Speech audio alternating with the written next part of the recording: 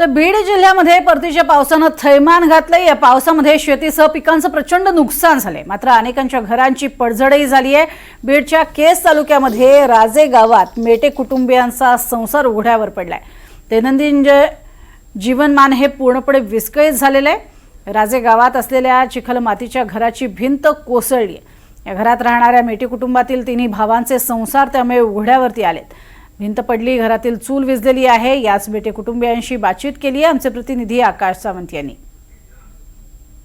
बीड जिल्ह्यात गेल्या 3 दिवसापासून मुसळधार पाऊस पडत आहे। या पावसामुळे शेती पिकांचं तर नुकसान झालंच आहे, मात्र अनेक घरांची पडझड देखील झालेली आहे। मी सध्या मेटे कुटुंबियांच्या घरी आहे। आपण बघू शकतात, हे घर जे आहे हे चिखल मातीचं घर आहे आणि हे घर कुठेतरी संपूर्ण भिंत जे आहे ती कोसळलेली बघायला मिळत आहे। घर जे आहे ते पूर्णपणे पडलं आहे। यांचा संसार जो आहे ते उघड्यावरती आलेला आहे।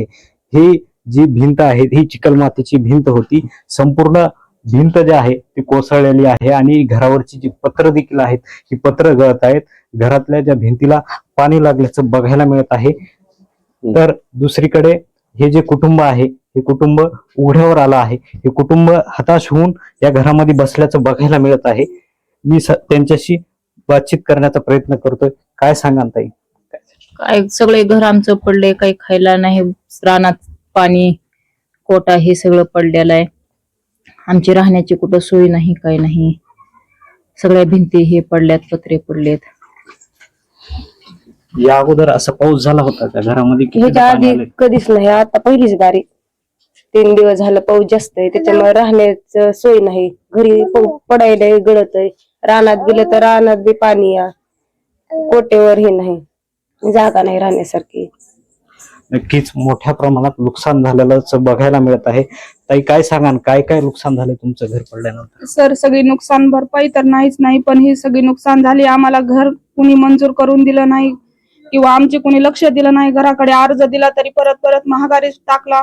आमचे आता लेकरं बाळ आम्ही मंदिरात नेऊन बसवले आणि आम्ही आता इथं बसलो। आम्ही रस्त्यावर कुठं बसायचं? रानामध्ये पाणी, घरामध्ये पाणी, सगळं शेतामध्ये पाणी, त्याच्यामुळे आम्हाला कुठे जावं म्हणून कळना। आम्ही आतापर्यंत जेवण केलेली नाही, काय नाही, आम्ही असंच जीव मुठीत घेऊन बसलो। सर, कुणाला सांगायचं? आम्ही आजपर्यंत 6 महिने झालं पाऊस आहे, या पावसाने सगळं घर खाली आलंय आणि याच्याकडे कुणी लक्ष देत नाहीत, कुणी बघत नाही, कुणी आमचा अर्ज घेत नाही, कुणी आमचे नावं घेत नाहीत। घरकुलाला कुठं नाव नाही, कुठंच काय नाही, कुठं विचारलं तर काय झालं तर कुठं नाही। आम्हाला राशन मध्ये नाव नाही, कशातच नाव नाही।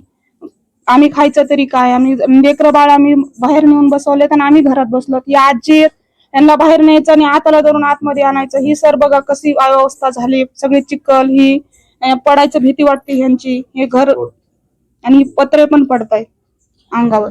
नक्कीच गावागावामध्ये घर देण्याचं जे पंतप्रधान नरेंद्र मोदी हर घरचा नारा देत आहेत, मात्र गावात ही परिस्थिती आहे की घरकुलासाठी एका कुटुंबाला जो आहे हस्तगत संघर्ष करावा लागतोय। या कुटुंबाची चूल भिंत पडलीये, चूल विझलीये आणि यांचा संसार पूर्णरित्या उघड्यावर आल्याचं बघायला मिळत आहे। NDTV मराठीसाठी मी आकाश सावंत, बीड।